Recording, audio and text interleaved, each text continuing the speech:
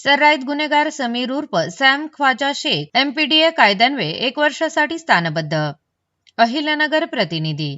शहरातील सर्राईत गुन्हेगार समीर उर्फ सॅम ख्वाजा शेख वय वर्ष 27 राहणार सबजेल चौक अहिल्यानगर याच्यावर कठोर कारवाई करत कोतवाली पोलिसांनी त्याला महाराष्ट्र धोकादायक व्यक्ती प्रतिबंधक कायदा एमपीडीए अंतर्गत 1 वर्षासाठी स्थानबद्ध केले आहे.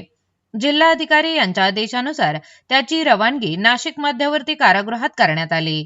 समीर उर्फ सॅम ख्वाजा शेख यांच्या विरुद्ध कोतवाली पोलीस ठाण्यासह अहिल्यानगर शहरातील विविध पोलीस ठाण्यांमध्ये गंभीर स्वरूपाचे अनेक गुन्हे दाखल आहेत. त्यांच्या गुन्हेगारी कृत्यांमुळे सार्वजनिक शांतता व कायदा सुव्यवस्थेला धोका निर्माण होत असल्याने यापूर्वी उपविभागीय अधिकारी अहिल्यानगर यांच्या आदेशाने त्याला अहिल्यानगर जिल्ह्याच्या हद्दीतून 1 वर्षासाठी हद्दपार करण्यात आले होते.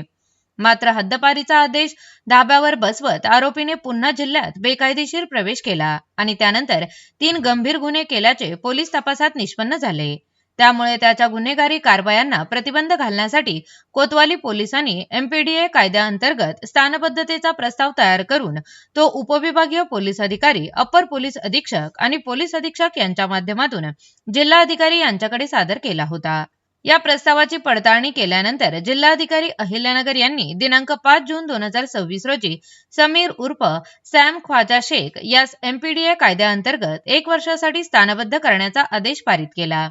या आदेशाची तत्काळ अंमलबजावणी करत कोतवाली पोलिसांनी आरोपीला ताब्यात घेऊन मध्यवर्ती कारागृह नाशिक येथे दाखल केले.